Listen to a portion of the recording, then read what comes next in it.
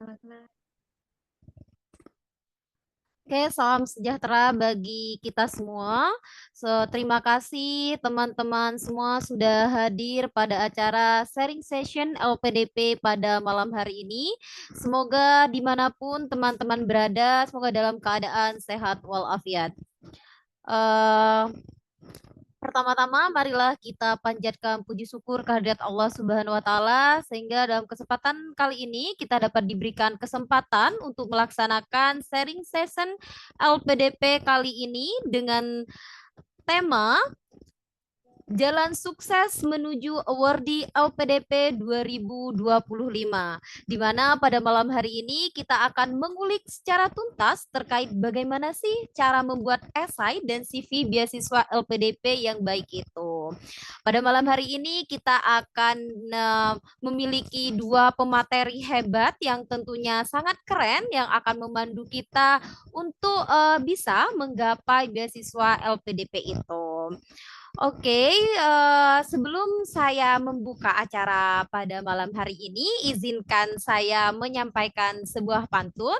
Dimohon teman-teman untuk cakepnya ketika saya membacakan pantun tersebut. Oke, pagi cerah, burung bernyanyi.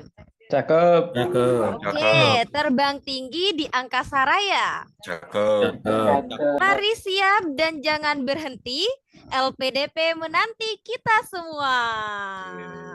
Iya.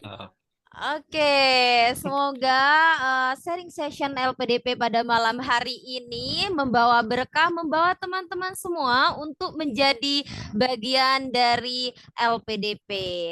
Eh, Langsung saja untuk mempersingkat waktu, saya mempersilahkan kepada pengurus Gentari untuk membuka acara pada malam hari ini. Kepada Mas Naufal, waktu dan tempat saya persilahkan.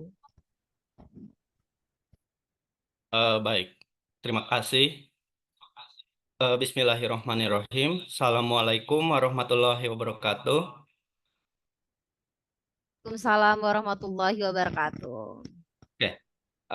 Baik, sebelumnya saya ucapkan selamat kepada teman-teman yang sudah secara resmi lolos pada rekrutmen yang diselenggarakan oleh Gentari. Dalam artian, teman-teman saat ini sudah resmi menjadi Menti Gentari. Nah, saya juga tidak lupa ucapkan terima kasih kepada teman-teman yang sudah rela meluangkan waktunya di malam hari ini yang insya Allah cerah untuk mengikuti kegiatan welcoming Menti sekaligus juga pemaparan materi mengenai dengan tema Jalan Sukses Menuju Awardee LPDP 2025. Perlu diketahui sebelumnya teman-teman bahwa pada proses rekrutmen Menti Gentari ini sendiri sangat banyak peminatnya. Namun pihak Gentari memiliki kriteria tertentu dalam menentukan calon mentinya itu oleh karena itu dari banyaknya peserta kami memilih kurang lebih 181 menti berdasarkan data dari Gentari itu sendiri teman-teman. Nah, yang mana nanti teman-teman menti ini akan mendapatkan berbagai benefit yang akan teman-teman dapatkan, mulai dari pendampingan persiapan CV esai, kedua yaitu persiapan tes bakat skolastik, yang mana nanti di grup WA teman-teman bakal banyak nih ketemu dengan saya. Dan yang terakhir yaitu sharing session persiapan seleksi substansi teman-teman. Nah, besar harapan saya kepada teman-teman agar teman-teman tetap konsisten mengikuti rangkaian kegiatan yang sudah saya sebutkan tadi, mulai dari awal hingga akhir, begitu teman-teman. Semoga teman-teman bisa tetap jaga semangatnya, bisa tetap fokus, dan tentunya tetap jaga semangatnya teman-teman ya. Nah, mungkin sebelum saya tutup, teman-teman, izinkan saya terlebih dahulu untuk menyampaikan sebuah quotes yang kebetulan saya buat sendiri, teman-teman. Kurang lebih bunyinya seperti ini, teman-teman. Kesuksesan sesungguhnya adalah kesuksesan yang diraih ketika kamu berani keluar dari zona nyaman. Jadi, mulailah keluar dari zona nyaman kamu dan katakan kepada diri kamu sendiri bahwa kamu bisa. Karena keberhasilan sesungguhnya adalah bagi orang-orang yang berani mencoba. Mungkin dari saya sekian, teman-teman ya.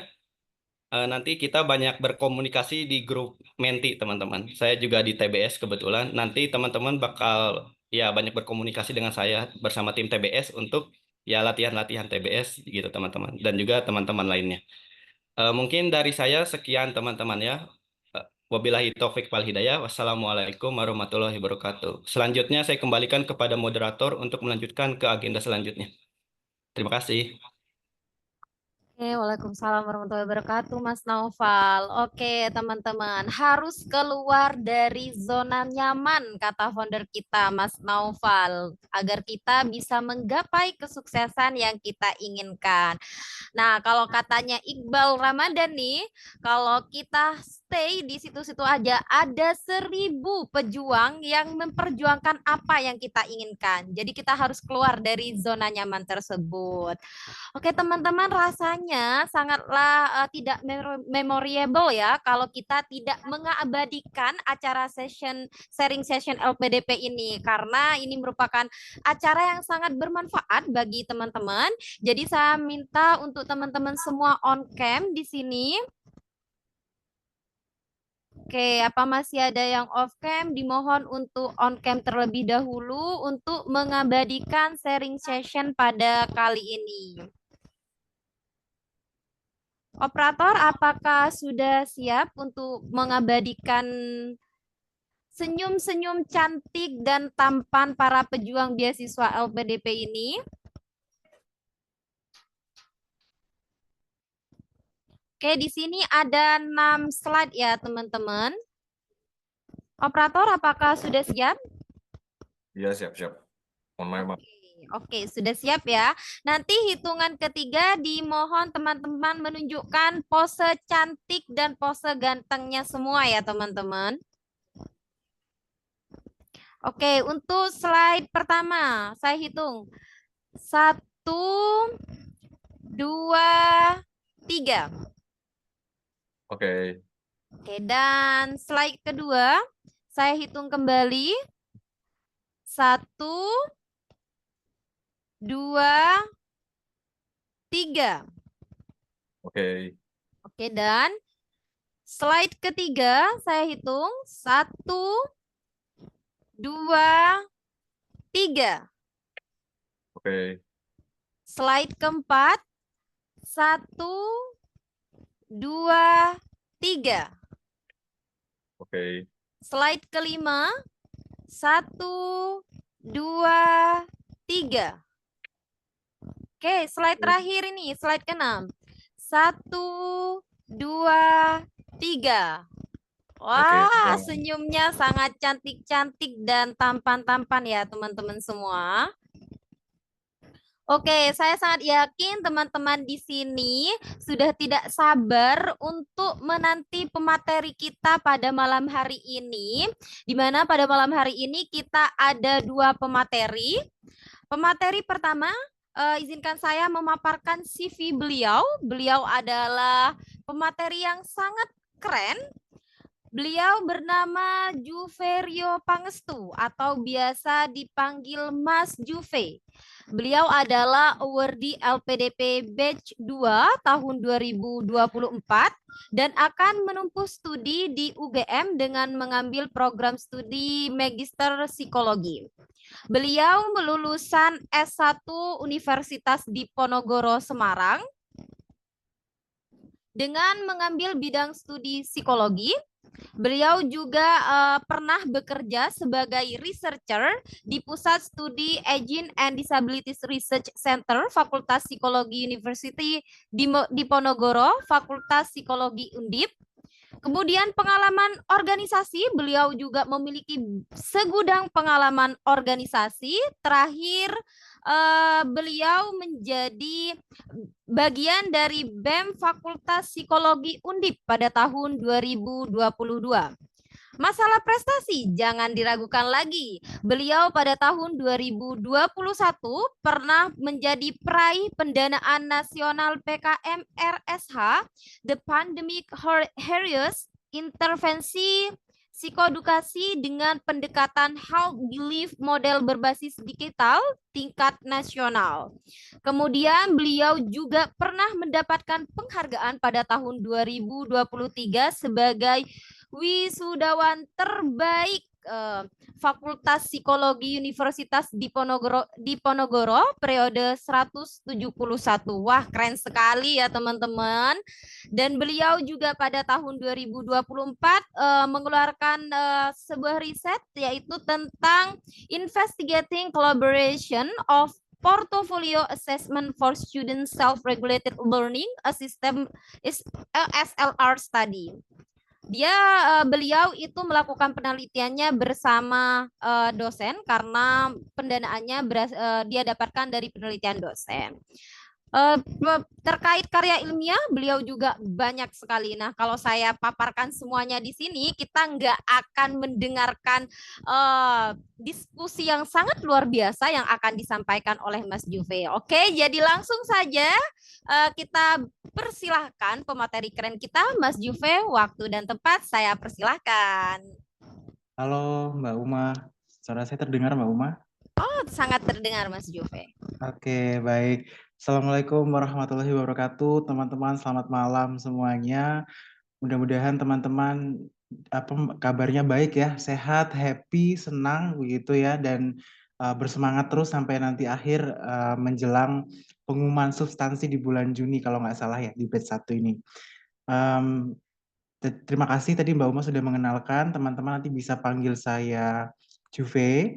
Nah, kebetulan di Gentari ini saya memang memegang di bagian administrasi dan juga IC gitu ya untuk preparation dari teman-teman semuanya begitu. Nanti untuk saya akan membahas tentang CV-nya, profiling CV-nya, dan sekilas pengantar tentang IC sebelum nanti masuk ke pemateri 2-nya. Oke, nah jadi teman-teman ketika teman-teman kemarin itu mengisi ditengok begitu ya isian dari web LPDP, yang pertama kali terlintas tampil gitu ya, itu adalah isian profiling CV. Nah, gunanya untuk apa? Gunanya untuk psikolog begitu ya, itu nanti untuk mengakses teman-teman saat nanti seleksi substansi. Nah, kemudian di kolom pertama itu ada tulisan kolom begitu ya, kelebihan sama kekurangan. Nah, di kelebihan kekurangan ini ini based on my experiences juga ya, dan juga udah diskusi gitu kan sama beberapa mentor begitu. Nah, yang pertama perlu diperhatikan ketika mengisi ini adalah perhatikan maksimal karakternya. Nah, itu pasti ya. Karena di sana ada 250 karakter di setiap barisnya. Nah, selain itu teman-teman perlu berikan contoh konkretnya. Maksudnya seperti apa sih? Maksudnya adalah yang pertama misalkan ketika teman-teman menuliskan empati, misalkan. Empatinya itu seperti apa? Dari kata-kata empati. Bukan biasanya ya, biasanya itu kebanyakan yang saya temui ketika belajar bareng sama teman-teman yang lainnya gitu. Kemudian juga waktu itu ketika masih seleksi juga gitu kan, itu alih-alih menjelaskan contoh konkretnya tapi lebih mendefinisikan ulang apa itu empati. Nah, empatinya misalkan kalau saya background-nya terkait dengan isu disabilitas. Nah, bisa contoh konkretkan di bagian isu itu misalkan. Dari misalkan seperti ini, empati, kemudian titik 2, waktu itu di tahun sekian saya pernah terlibat kegiatan X dan X gitu. Dari situ saya merasa bahwa mulai aware terhadap isu tentang disabilitas, misalkan seperti itu contohnya.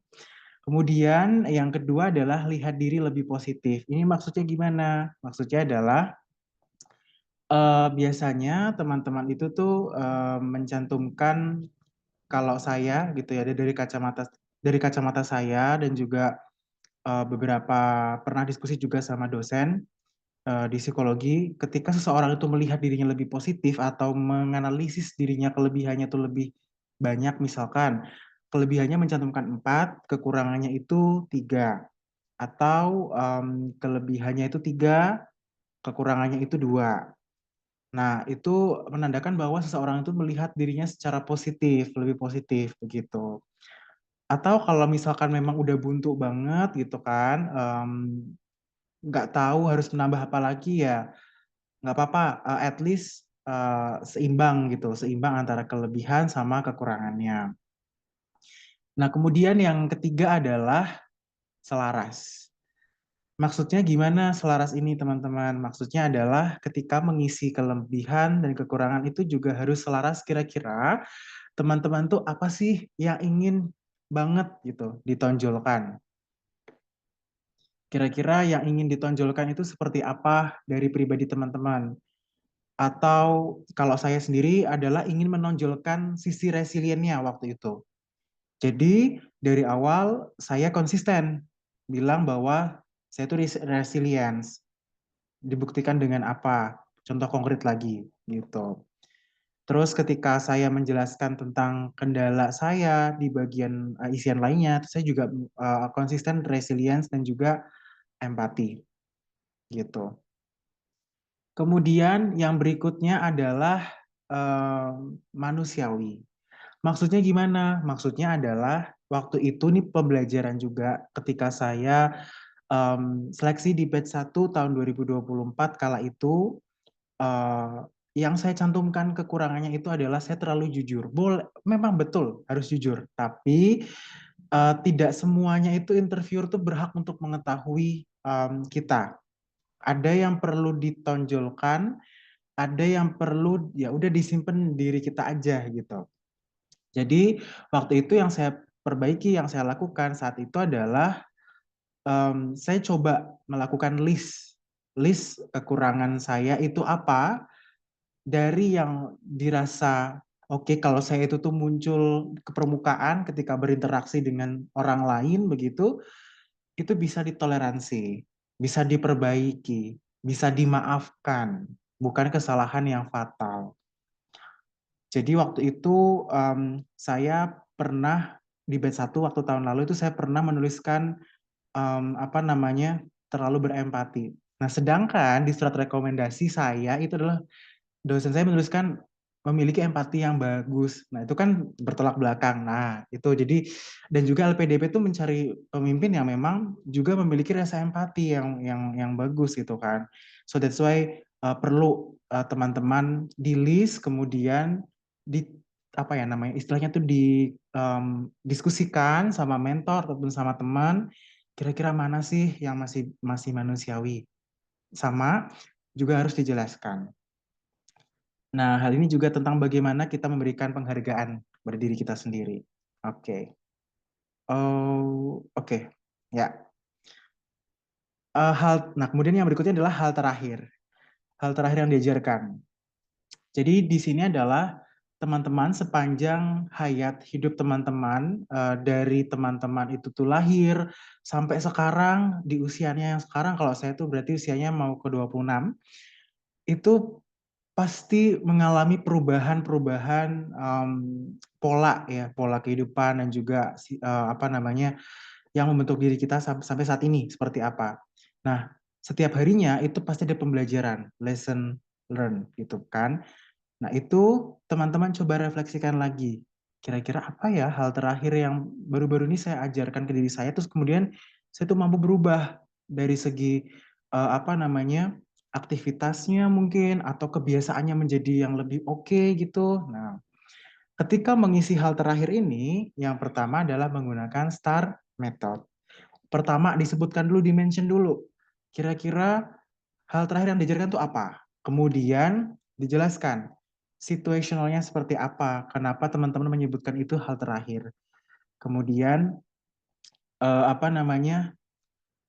selain itu teman-teman mampu mengambil pelajaran tadi ya, the new you, artinya teman-teman tuh menjadi pribadi yang baru seperti apa ketika menerapkan itu.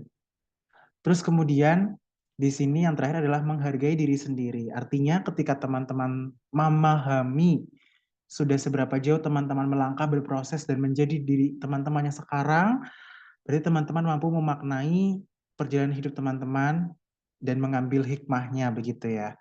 Dan apa namanya, of course tentu pasti kebiasaan baru itu membentuk diri pribadi yang menjadi lebih baik lagi dari hari ke hari gitu. Nah, so that's why saya merekomendasikan kalau untuk mengisi ini at least 3 bulan atau mungkin kalau teman-teman susah boleh 1 tahun terakhir, boleh nggak apa-apa gitu.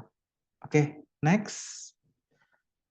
Nah, kemudian yang berikutnya itu adalah kesalahan selama bekerja atau belajar atau berorganisasi, kemudian tugas di luar ruang lingkup dan pembeda dari peserta lainnya. Ini sebetulnya kurang lebih polanya sama ketika mau mengisi di bagian kolom ini. Oke, kita bahas satu-satu dulu. Yang pertama adalah kesalahan selama bekerja atau belajar. Sebutkan dulu. Nah, biasanya nih yang saya temui di teman-teman lainnya, begitu kan. Kemudian waktu kemarin saya berproses dan saling membantu mock up gitu ya. Waktu kemarin, teman-teman itu kebanyakan lebih mengelaborasi penjelasannya dulu, kemudian baru di akhir atau di tengah tuh ditemuin, oh ini toh maksudnya. Nah, padahal kita bayangkan psikolog itu menginterview satu hari itu 10 orang, itu butuh on point. Di awal poin utamanya tuh harus dapat. Jadi taruh dulu di bagian awal poinnya tuh apa yang mau teman-teman sampaikan ketika itu melakukan kesalahan. Misalkan dalam situasi saat itu saya melakukan kesalahan di tugas X misalkan. Kemudian saat itu situasinya bagaimana di situ. Dan teman-teman tuh seharusnya melakukan pekerjaan itu seperti apa saat itu. Nah, kadang-kadang hanya disebutkan tugasnya apa, kesalahannya apa, kemudian resultnya seperti apa, tapi tanpa ada penjelasan action atau seperti apa ya, seperti memperbaiki kesalahannya itu seperti apa. Nah, itu perlu juga dijelaskan. Saat itu tuh kira-kira teman-teman tuh sudah memperbaikinya atau berproses memperbaiki kesalahannya itu seperti apa. Dan kemudian dijelaskanlah resultnya. Sehingga di akhir itu teman-teman diberikan conclusion di bagian paragraf di kalimat terakhir. Pelajaran dari pengalaman itu tuh seperti apa sih menjadikan diri teman-teman yang sekarang ketika sudah menerima mengalami kesalahan itu menjadi seperti apa. Misalkan, oke, saya menjadi seseorang yang lebih berhati-hati lagi. Kemudian saya menjadi seseorang yang lebih detail lagi karena mungkin terkait dengan waktu itu terkait dengan administrasi yang kurang teliti sehingga menyebabkan apa namanya terhambatnya dari bidang lain untuk pencairan dana misalkan. Nah, misalkan seperti itu. Kemudian jangan pernah menyalahkan orang lain, selalu balik lagi adalah self reflections gitu. Nah, terus kemudian di tugas ruang lingkup. Nah, ini juga sama, memakai metode STAR ya. Jelaskan dulu tugasnya apa, tugas utamanya apa, teman-teman kewajibannya apa, kemudian setelah itu tugas di luar ruang lingkupnya itu seperti apa. Terus pelajarannya seperti apa yang didapat untuk diri sendiri maupun organisasi. Next. Pembeda. Nah, pembeda ini ada 2 konsep yang saya bilang gitu kan.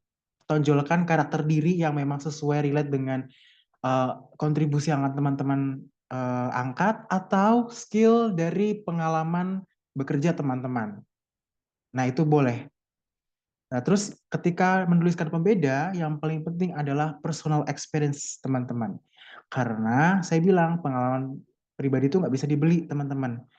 Meskipun sama-sama dokter, tapi pengalaman personalnya, kedalaman memaknai pengalaman itu nggak bisa disamakan. So, be authentic. Tulis apa yang teman-teman memang benar-benar terjadi. Jangan plagiasi. Gitu. Next, Isai. Ini pengantar sebelum nanti ke Mas Asep nanti ya. Isai adalah sebagai identitas diri harus unik dan jelas terukur juga. Benefitnya tuh nanti teman-teman bisa mendapatkan yang terukur untuk kontribusinya, dan juga ketika menuliskan harus by data, jangan asumsi sama opini. Next.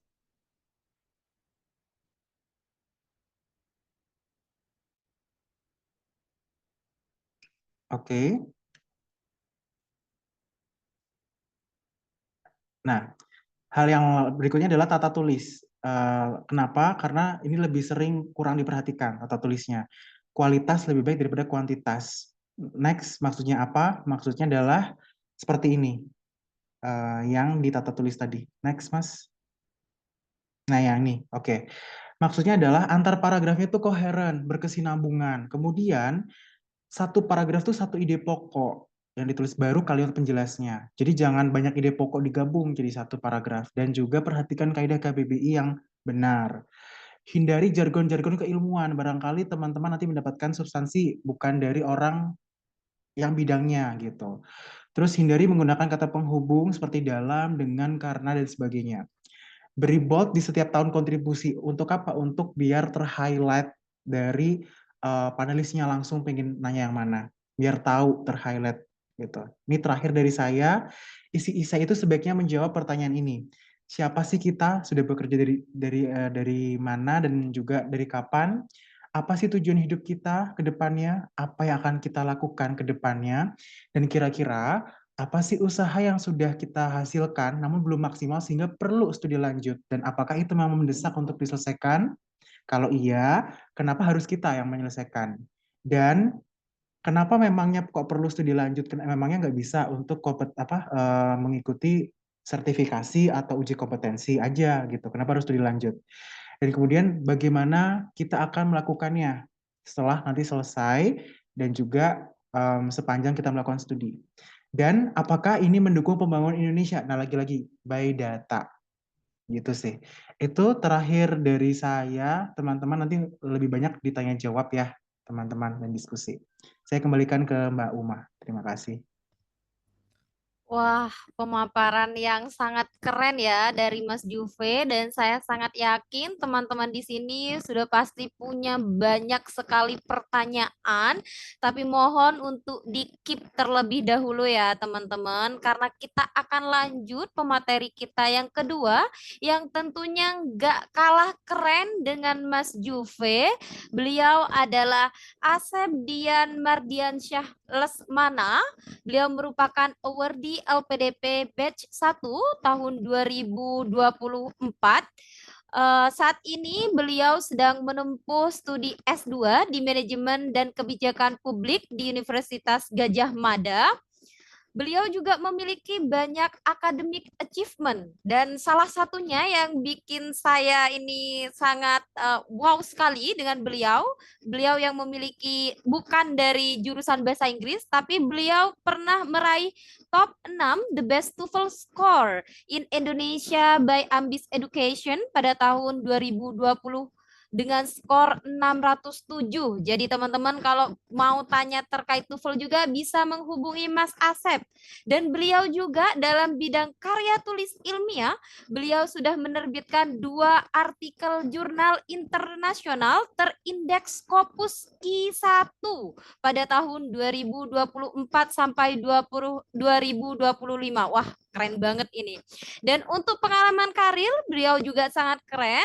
Beliau pernah berkarir di Junior Credit Analyst Bank Tabungan Negara BTN pada tahun 2020, dan beliau juga pernah berkarir di Universal Banker Non-Financial Bank BRI pada tahun 2022.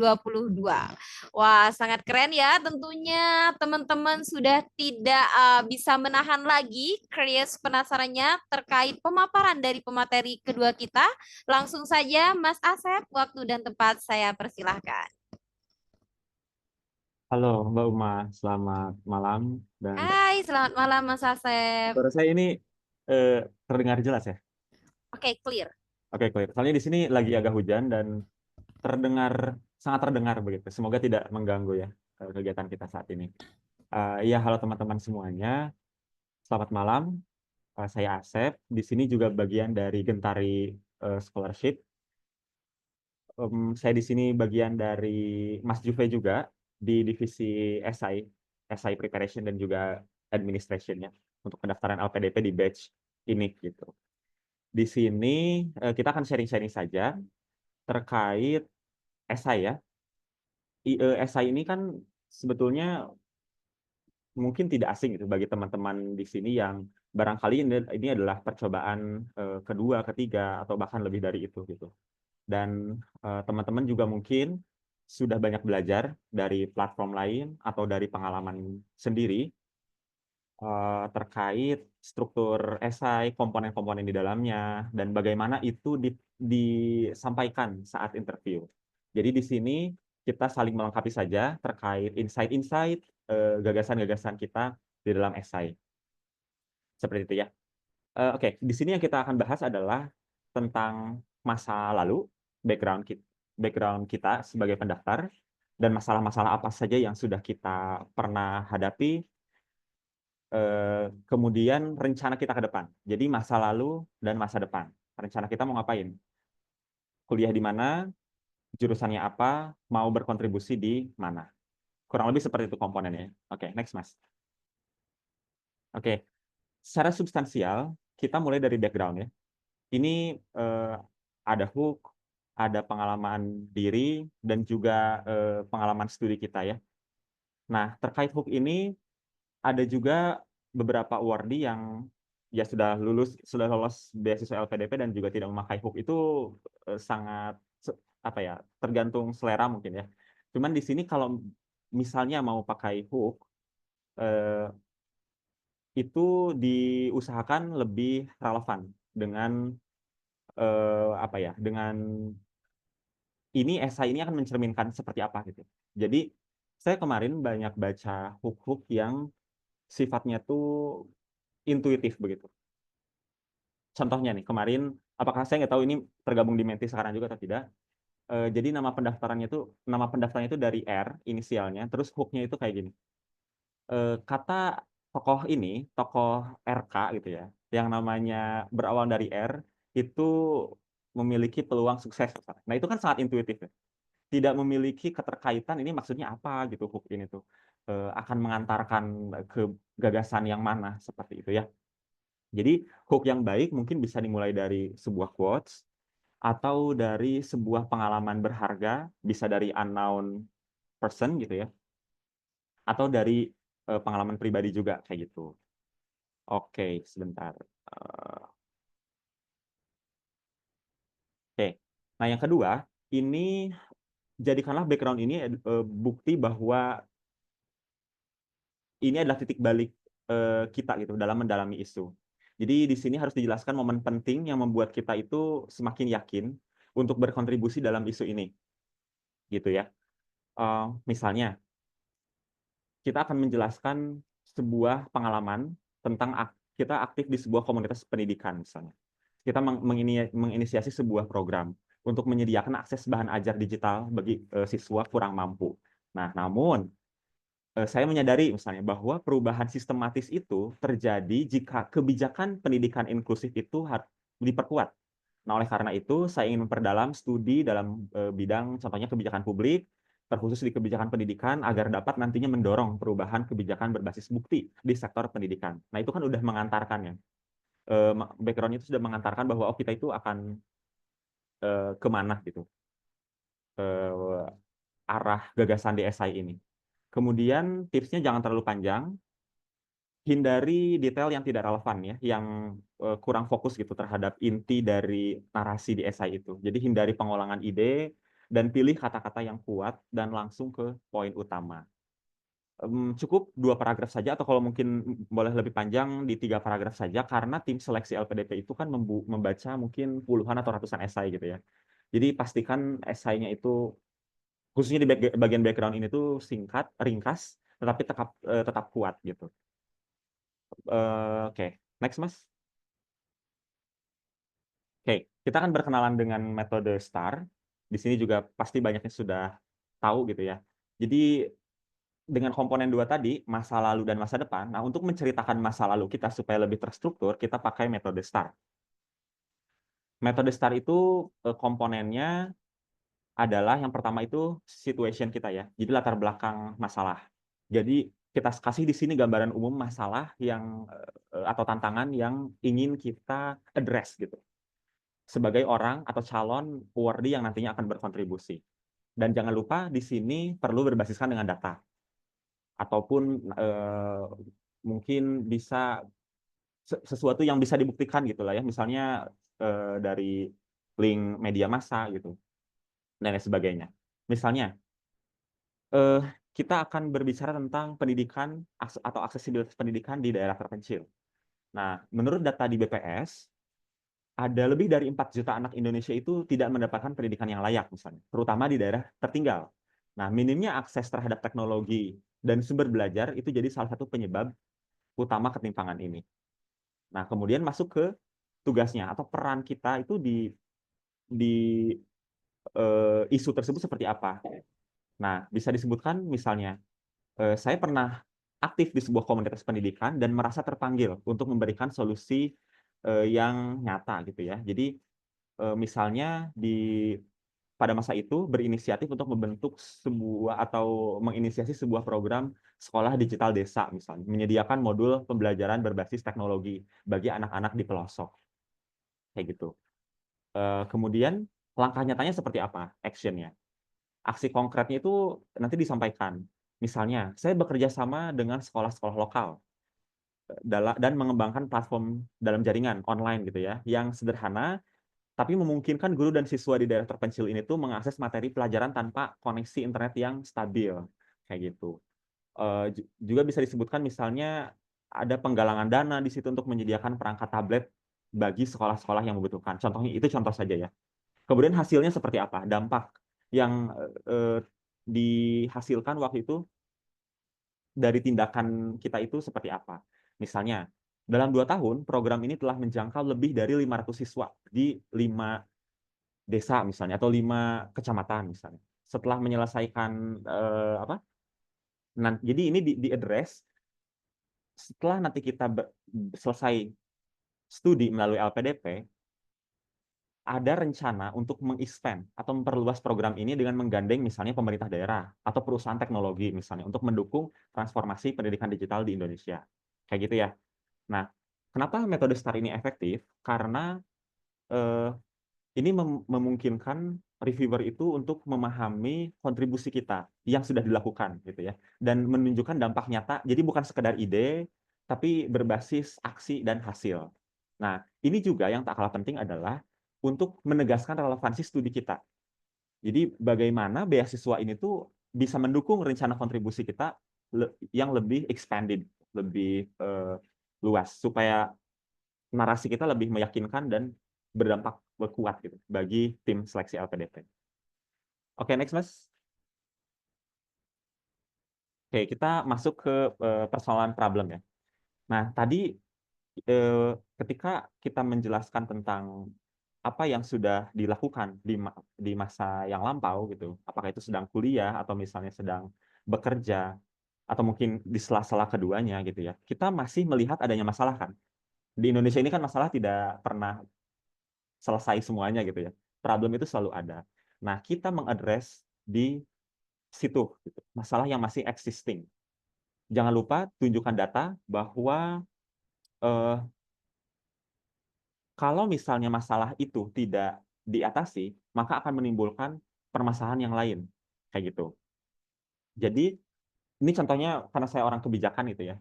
Dalam menyusun sebuah rekomendasi juga harus seperti itu gitu.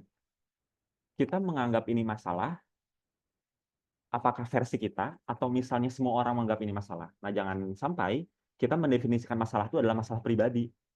Gitu ya. Contoh misalnya masalah pribadi adalah saya setelah lulus 2 tahun, saya merasa sulit untuk mendapatkan pekerjaan misalnya. Maka dengan saya S2, saya bisa menguak permasalahan ketenagakerjaan di Indonesia. Nah, itu kan dan nantinya misalnya saya bisa mendapatkan pekerjaan lebih baik. Nah, itu kan sangat pribadi gitu, subjektif juga. Nah, kayak gitu ya.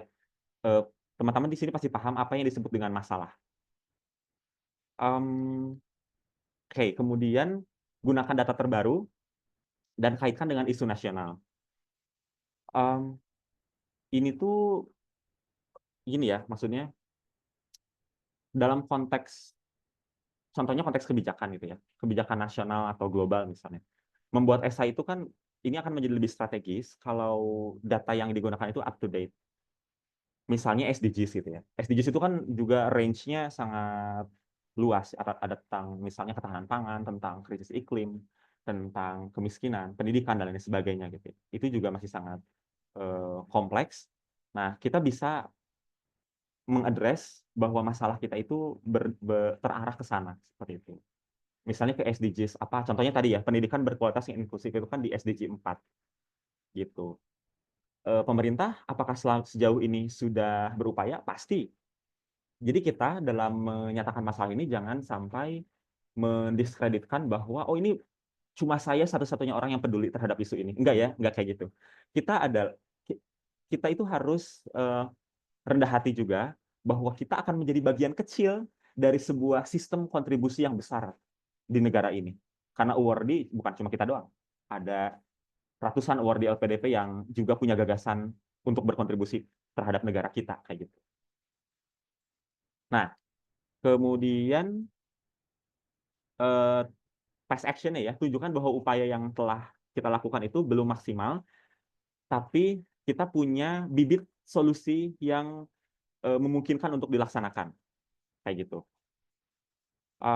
Contohnya misalnya tadi ya, saya telah menginisiasi sebuah program di sebuah desa, telah membantu sekian ratus siswa untuk mendapatkan akses ke bahan ajar digital. Tapi ada gapnya misalnya kebijakan yang sistematisnya itu belum ada, atau kebijakannya masih di tataran nasional tapi belum terimplementasikan di lingkup wilayah yang lebih kecil kayak gitu. Nah, di sini kita harus menunjukkan bahwa selama ini kita sudah bergerak ke sana, tapi ada gap yang perlu diisi dengan studi lanjut. Nah, ini akan memberikan keyakinan yang kuat gitu bagi tim seleksi LPDP bahwa oke, masalah ini nyata dan sejauh ini sudah selalu diupayakan, tapi ini ada anak yang terus bergerak tapi terhambat nih gitu. Karena mungkin kurang akses, kurang kolaborasi, dan kurang adanya skill gap gitu, gap keterampilan yang perlu diisi dengan lanjut studi kayak gitu. Nah, nanti gap ini dijelaskan lagi lebih lanjut dan urgensinya kenapa kita harus lanjut studi. Misalnya existing condition-nya itu kebijakan pendidikan itu belum terintegrasi dengan baik. Nah, saya telah berusaha mengembangkan model pelatihan untuk misalnya untuk tenaga pendidik di daerah terpencil, tapi tanpa wawasan yang lebih mendalam tentang perumusan kebijakan misalnya. Saya tuh merasa kesulitan membawa solusi ini ke tingkat yang lebih luas. Nah, jika isu ini tidak segera ditangani, kesenjangan akses pendidikan itu akan semakin memburuk gitu. Jadi urgensinya tuh dapat kayak gitu ya. Oleh karena itu, saya harus mendalami studi kebijakan publik misalnya, atau kebijakan pendidikan, agar dapat memberikan solusi berbasis kebijakan yang lebih efektif. Gitu. Nah, jangan lupa juga, kita harus menunjukkan bahwa studi lanjut ini adalah, bisa dibilang, bukan one-stop solution, ya, tapi hal prioritas yang paling bisa kita akses gitu. Jadi, adanya keterbatasan pengetahuan kita saat ini, yang hanya bisa diisi dengan studi lanjut, dan itu akan menjembatani gap yang terjadi kayak gitu ya. Oke, next Mas.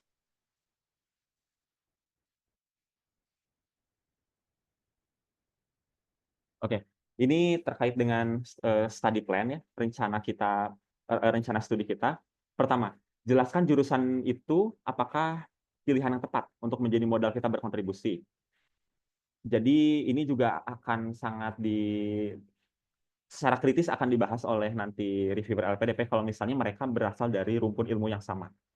Misalnya Anda seorang guru, Anda ingin kuliah tapi di jurusan misalnya teknik informatika misalnya, karena merasa gap yang perlu diisi adalah gap skill tentang dunia digital misalnya, atau tentang hal-hal berbau digital. Nah, itu perlu dielaborasi lebih lanjut.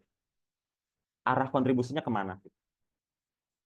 Nah, kemudian terkait mata kuliah, itu kita jangan hanya menyebutkan mata kuliah A, B, C, dan seterusnya gitu ya, tapi menjelaskan kenapa mata kuliah itu akan apa ya,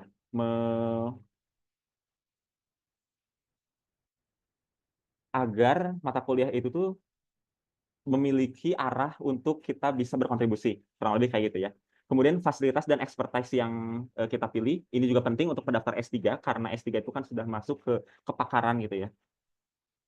Ini juga penting untuk mendapatkan approval supervisor. Nah, kemudian nanti dielaborasi lagi apakah studinya sudah relevan atau tidak dengan masalah dan kebutuhan di Indonesia gitu. Dan yang tidak kalah penting untuk diingat adalah jangan fokus pada rank saja, tapi fokus pada kualitas. Nah, ini karena apa? Karena LPDP itu sebetulnya membuka kesempatan yang luas untuk kita mendaftar di kampus yang tidak terdaftar bahkan di LPDP, asalkan kita bisa menunjukkan bukti bahwa kampus itu berkualitas. Contohnya kemarin saya ada teman, beliau ini mau melanjutkan arsitektur, tapi di kampus swasta di Indonesia yang tidak masuk ke daftar list LPDP dan dia sekarang diterima. Karena memang kampus swasta tersebut sudah memiliki akreditasi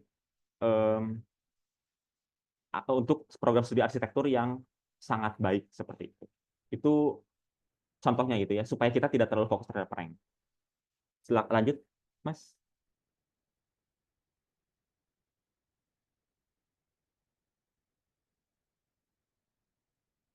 Halo, apakah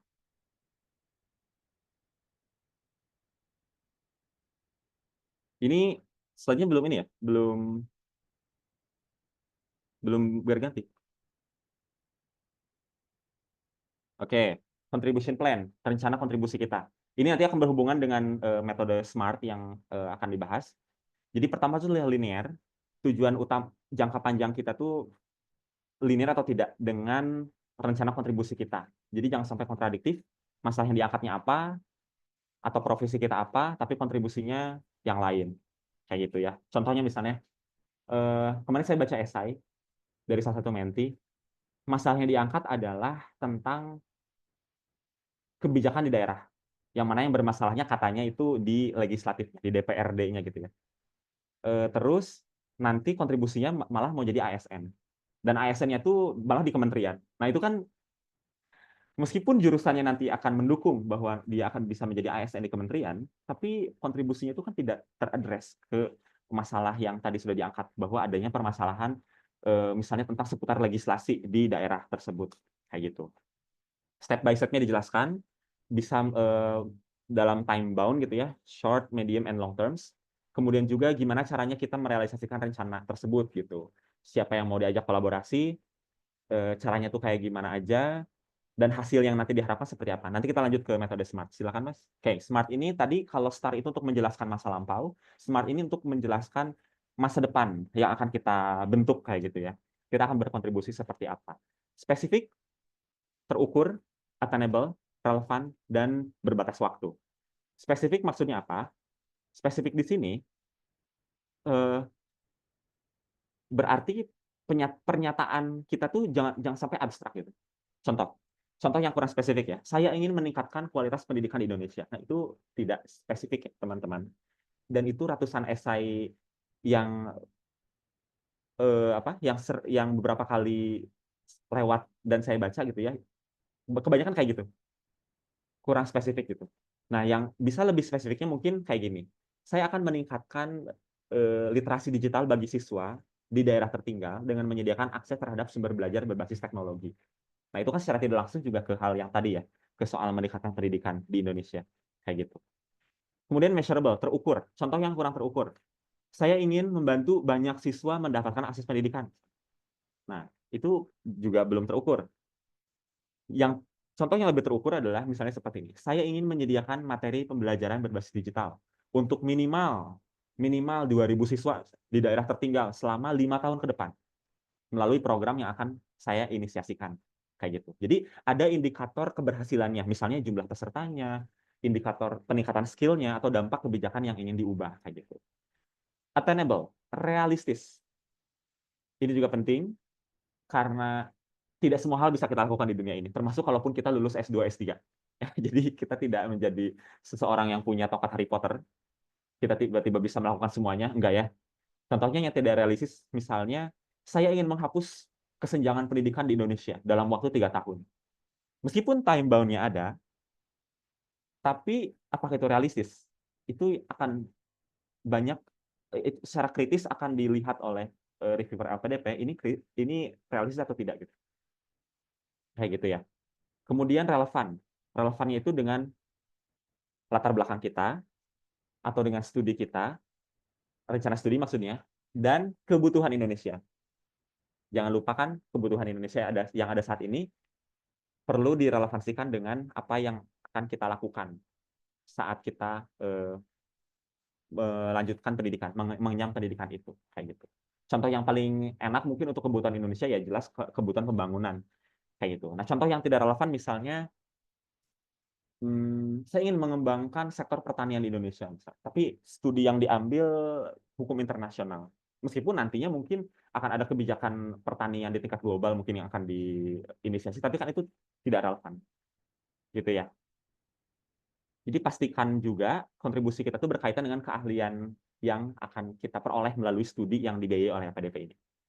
Kemudian berbatas waktu, kayak gitu. Contohnya misalnya yang tidak berbatas waktu gitu ya. Saya ingin membangun platform edukasi untuk anak-anak di pedesaan. Itu belum spesifik. Nah, yang spesifik adalah misalnya dalam 2 tahun setelah saya lulus, saya akan bekerja sama dengan komunitas lokal untuk membangun platform edukasi bagi 500 siswa di pedesaan. Dalam 5 tahun ke depan, saya akan menargetkan ekspansi ke 5 provinsi dengan dukungan dari pemerintah daerah. Itu kan kelihatan kolaborasinya dengan siapa dan targetnya seperti apa. Kayak gitu. Kemudian, ya, next Mas.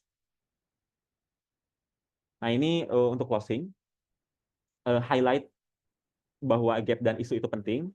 Kaitkan juga tujuan hidup kita dan atau concern kita selaras dengan arah LPDP. Dan cantumkan harapan kenapa LPDP ini sesuai dengan rencana kontribusi kita gitu ya. Next, ini terakhir. Ini don'ts yang jangan luput juga untuk kita perhatikan. Layarnya belum berganti. Oke. Mengarang cerita dan menjadi orang lain. Ini sangat mudah untuk diidentifikasi oleh psikolog. Jadi kalau esai Anda saja sudah ada yang seperti ini, mengarang-arang gitu ya, kemudian kita berusaha untuk tidak menjadi diri sendiri, apalagi nanti wawancaranya gitu, ini akan sangat terbaca bahwa oh ini anak kayaknya sedang mocking gitu ya, sedang berkamuflase gitu ya. Dan juga jangan suka menjual cerita sedih. Misalnya, mohon maaf ya, saya dari broken home misalnya, atau saya merupakan orang yang sudah ditinggalkan oleh orang tua misalnya sejak kecil, yang tidak relevan dengan urgensi kenapa LPDP harus membiayai kita gitu. Itu tidak relevan. Humble bragging. Percaya atau dia percaya, saya pernah membaca ini dan saya kaget aja gitu, ternyata mungkin banyak orang yang merasa itu bukan humble bragging, tapi ternyata humble bragging gitu. Contohnya misalnya dalam hal akademik gitu ya. Saya itu sebetulnya tidak terlalu pintar, tapi entah kenapa tiap semester saya selalu mendapatkan IP 4. Itu ada yang pernah menulis seperti itu. Nah, humble bragging itu kayak merendah hati, tapi pamer gitu ujungnya. Nah, itu tolong dihindari ya, karena sangat tidak elok lah gitu. Apalagi nanti sudah di tahap wawancara gitu. Nanti itu kan bakal dibahas. Kemudian jangan inkonsisten. Dan jangan memasukkan pengalaman yang non-esensial, karena pengalaman kita tentu banyak. Esai yang jumlahnya sekian ribu kata itu harus menjadi arena yang paling efektif untuk kita mempromosikan diri kita, mempromosikan gagasan-gagasan kita agar kita meyakinkan LPDP. Jadi jangan dipakai untuk pengalaman yang mungkin berharga juga bagi kita, tapi tidak relevan dengan rencana kita ke depan. Kayak gitu. Terakhir, gap, urgensi, dan kontribusi yang kurang jelas. Ini jangan dicantumkan juga. Again, gagasan kita juga pasti banyak, pengalaman kita juga pasti banyak, tapi yang dimasukkan ke esai yang cuma sekian ribu kata itu perlu diefektifkan sepadat mungkin, se-concise mungkin, agar yang tertangkap oleh LPDP itu yang terbaik. Kayak gitu ya. sekian dari saya terkait sharing esai ini. Semoga nanti kita bisa berdiskusi lebih lanjut gitu ya terkait pengalaman masing-masing dari kita kayak gitu. Terima kasih Mbak Uma.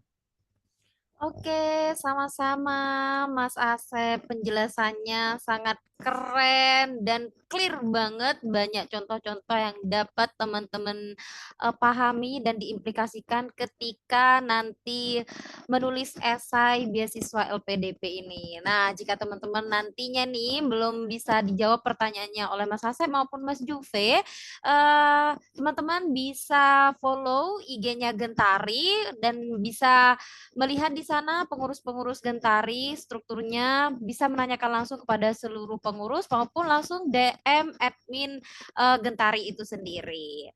Oke, let's go on to next section. Kita akan lanjut ke acara talk show. Jadi di sini kita akan ada 2 sesi, yaitu tanya jawab, di mana setiap sesi hanya diberikan kesempatan untuk 3 orang saja gitu. Jadi dimohon teman-teman untuk cepet-cepetan nih raise hand yang sudah punya pertanyaan terhadap para pemateri keren kita pada malam hari ini.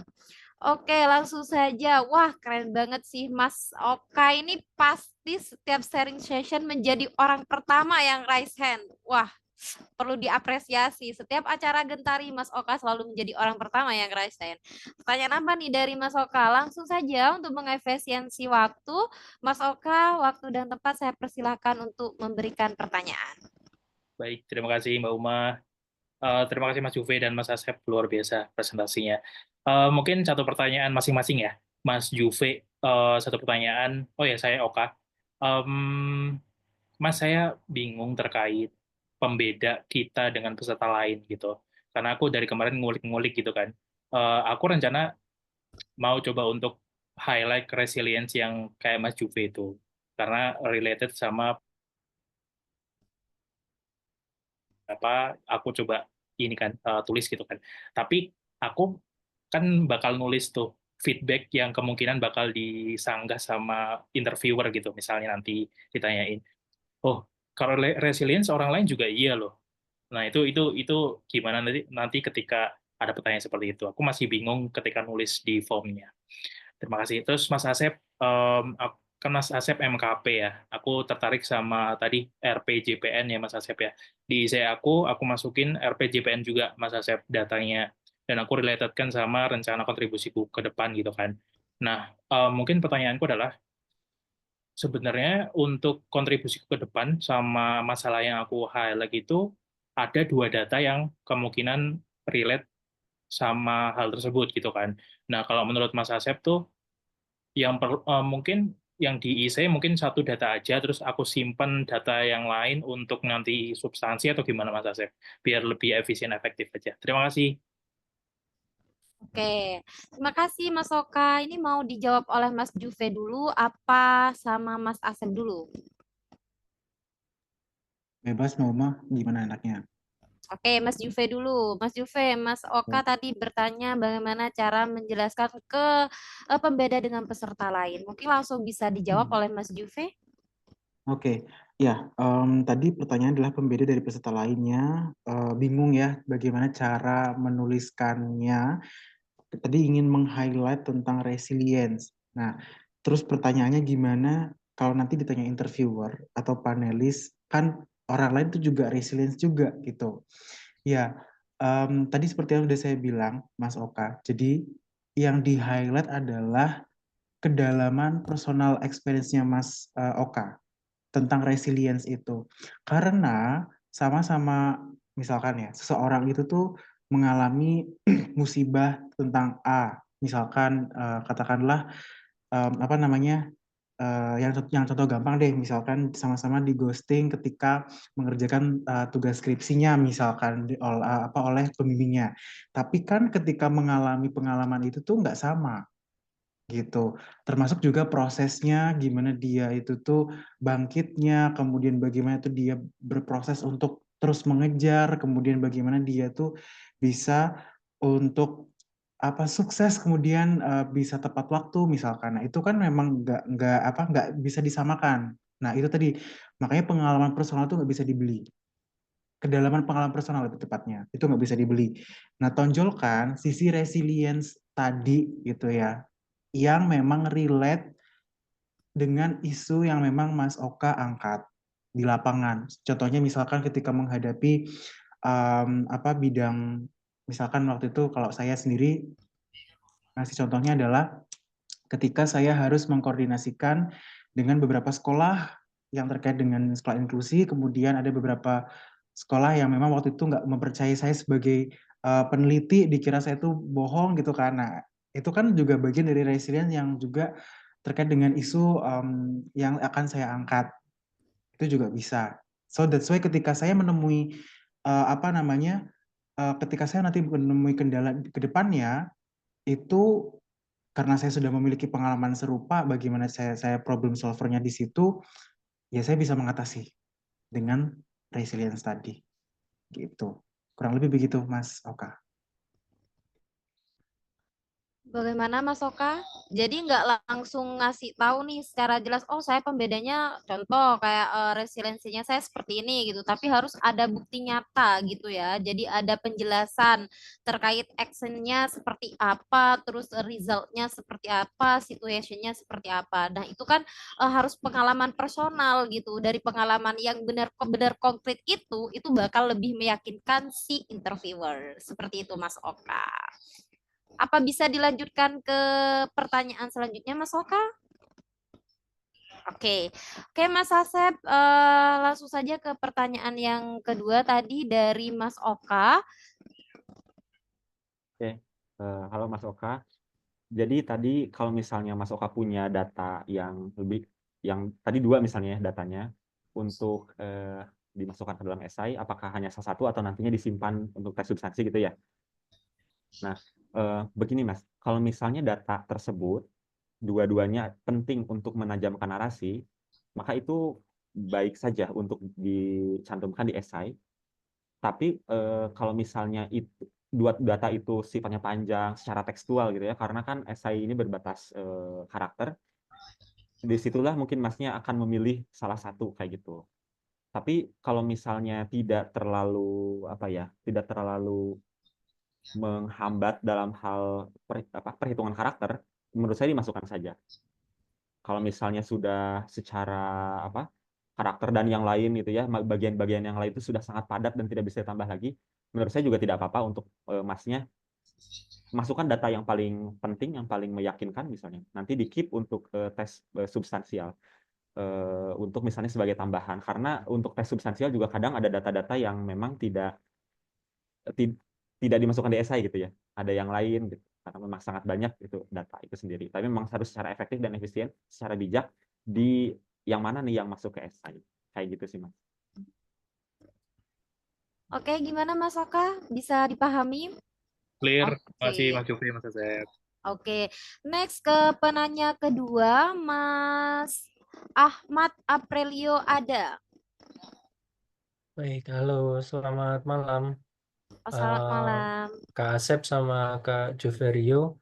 Mohon izin perkenalkan Kak, nama saya Ahmad Aprilio, saya dari Jawa Timur ya Kak, dari Mojokerto. Ini saya kebetulan mau ngambil untuk S3 Kak, jenjang S3. Untuk pertanyaan saya terkait esai Kak, yang pertama, saya ada 2 pertanyaan ya Pak ya. Yang pertama itu Kak, terkait dengan bagaimana kita membatasi diri untuk memberikan konten pribadi untuk pribadi dan pribadi untuk cakupan yang menyeluruh. Itu terkadang saya masih bingung karena esai kan fungsinya untuk menilai diri kita. Tetapi tadi Kak Asep dan juga Kak Juverio menyampaikan bahwasannya jangan tupoksinya tidak boleh berlebihan untuk untuk pribadi. Sementara di sana kita mau memberikan penekanan di sini jujur saya dari lingkup sosum ya Kak. Terutama saya dari sosiologi yang dimana kita ketahui bersama sebenarnya disadari atau tidak disadari di LPDP itu ada gap antara sosum dan saintek gitu. Karena saintek lebih dominan terlihat gitu, hasil outputnya gitu, nyata gitu, ada alat, ada dan sebagainya. Sedangkan kita di sosum benar-benar bagaimana caranya menjual diri untuk bisa meyakinkan. Karena kita kan jujur ada luarannya hanya modul, terus kebijakan yang bisa diberikan untuk pihak-pihak terkait gitu kan Kak. Nah itu bagaimana membatasi konteks pribadi untuk pribadi dan juga pribadi untuk cakupan yang lebih menyeluruh. Yang kedua terkait dengan apa namanya pekerjaan ya Kak. Lingkup pekerjaan yang freelance itu apakah di sana untuk CV itu bisa dimasukkan atau bagaimana Kak? Karena sejauh ini untuk freelance itu saya amati juga tidak banyak yang memberikan surat keterangan bekerja Kak untuk freelance. Jadi itu contohnya saya di sini sebagai MC Adat Jawa dan juga freelance yang bergerak di pelaku budaya independen untuk mengumpulkan naskah-naskah Jawa dari tangan perorangan Kak. Itu saya tidak berafiliasi dengan instansi manapun. Itu bagaimana untuk di CV tetap dimasukkan atau seperti apa? Terima kasih. Oke, ini langsung dijawab oleh Mas Asep apa Mas Juve?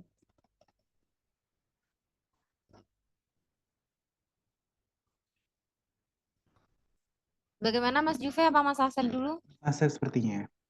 Oke, monggo.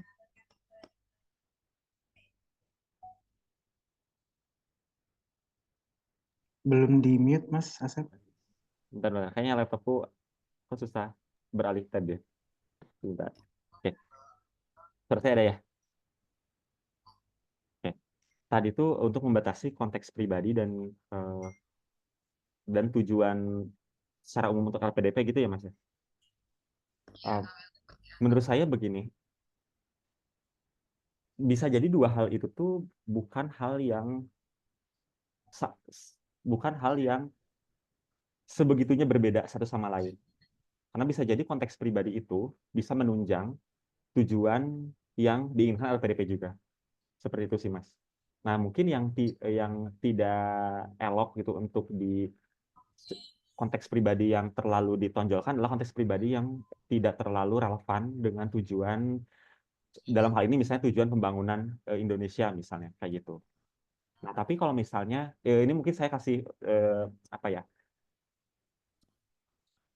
contoh aja gitu ya, misalnya apalagi masnya mau S3. Setahu saya kan untuk S3 itu nantinya untuk berkontribusi secara akademis, berkontribusi terhadap gap-gap akademis yang misalnya masih terjadi di Indonesia, kekurangan ahli-ahli di bidang tertentu misalnya. Nah, kita bisa menyampaikan bahwa konteks pribadi kita, bahwa dari dulu misalnya dari kecil saya tuh suka yang namanya bertanya misalnya, atau suka melakukan sesuatu untuk mendiscover sesuatu, penasaran untuk mendiscover sesuatu gitu intinya ya. Nah itu kan adalah bibit-bibit ilmuwan ya, bibit-bibit saintis. Nah jadi dalam perjalanan pendidikan misalnya mulai dari SD, SMP gitu ya, sekolah, kemudian kuliah, konteks pribadi itu melekat dengan kehidupan pribadi kita gitu, entah dalam hal apapun. Nah itu akan, konteks pribadi tersebut itu akan sangat relate dengan bagaimana kontribusi kita misalnya untuk S3 untuk kontribusi akademis. Karena misalnya kita perlu mendiscover suatu lingkup akademis yang belum banyak dibahas di Indonesia. Misalnya contohnya kalau di bidang kebijakan itu adalah foresight ya. Foresight itu masih narasinya di Inggris, di Amerika. Indonesia itu belum banyak ahli yang di situ gitu. Karena mungkin orang-orang yang S3 di bidang itu juga sedikit. Nah, kalau misalnya konteks pribadi itu relevan dengan hal yang tadi, menurut saya tidak perlu ada batasan yang sebegitu tajam gitu ya di situ. Itu sangat bisa saling membaur. Kalau dalam pandangan saya seperti cukup jelas nggak Mas? Atau masih ada yang kurang? Iya, cukup jelas sih Kak. Selama ini bingungnya itu kan karena mayoritas itu orang mesti domainnya adalah mengarah ke dosen, peneliti. Sementara kan di situ kita di esai itu kan harusnya kita bisa menilai diri kita berbeda dengan yang lain itu Kak. Makanya tadi konteks batasan pribadi-pribadi untuk cakupan yang menyeluruh itu seperti apa gitu. Saya masih bingung kalau saya sama-sama menuliskan sebagai dosen, sebagai peneliti, itu kan domainnya sudah pasti pewawancara, pasti nanti bertanya gitu. Kok arahnya ke dosen, ke peneliti, terus keunggulanmu apa gitu. Sementara saya sebenarnya sudah fokus ke sosiologi budaya, Kak, sebenarnya saya. Jadi prefer ke naskah-naskah Jawa yang selama ini hanya sebatas diteliti secara filologi. Nah, saya mengarahkan ke studi sosiologi, jadi bisa diarahkan lebih luas gitu, dirasakan masyarakat gitu, Kak. Terima kasih. Baik, menanggapi sedikit ya. Jadi kalau menurut saya, it's okay untuk misalnya berkontribusi sebagai sesuatu subjek yang sudah banyak ada banyak lapangannya gitu ya. Misalnya jadi dosen dan peneliti. Nah, jadi mungkin di sini yang perlu ditajamkan adalah the power of spesifiknya itu loh, Mas. Jadi dosen, jadi peneliti di bidang apa, itu tuh akan sangat intinya Indonesia tuh masih juga butuh itu kok gitu. Toh lulusan S2, S3 juga sekarang kan di Indonesia tuh masih menjadi perhatian dunia bahkan gitu ya. Kok kecil gitu rasionya dibanding usia produktif yang kita berapa ratus juta orang ini. Jadi menurut saya yang tadi tinggal dispesifikan saja. Dan jangan minder juga sih kalau menurut saya itu Masnya kalau sudah punya sesuatu yang spesifik, keilmuan yang tadi misalnya sosiologi budaya itu belum banyak dibahas oleh orang misalnya. Tapi saya kok jadi dosen, jadi peneliti, orang banyak kayak gitu. Di bidang itu masih sangat-sangat possible untuk berkontribusi kok, kayak gitu.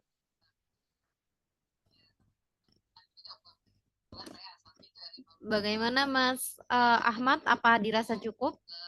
Iya, Kak. Yang pertanyaan kedua, Kak, yang masalah pekerjaan freelance Masalah tadi, Kak. pekerjaan freelance yang CV Iya. ya? Oke, Iya. monggo Mas Juve bisa dijawab. Oke, freelance itu bisa dicantumkan, Mas, nggak apa-apa.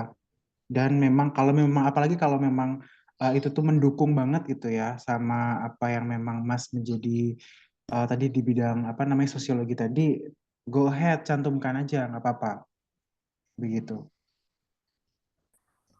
Oke, gimana Mas Ahmad? Udah cukup ya Mas Ahmad? Iya, sudah cukup, Kak. Fire, Oke. terima kasih. Oke, sama-sama. Selanjutnya kita ke Mas Yadi. Mas Yadi, apakah sudah ready?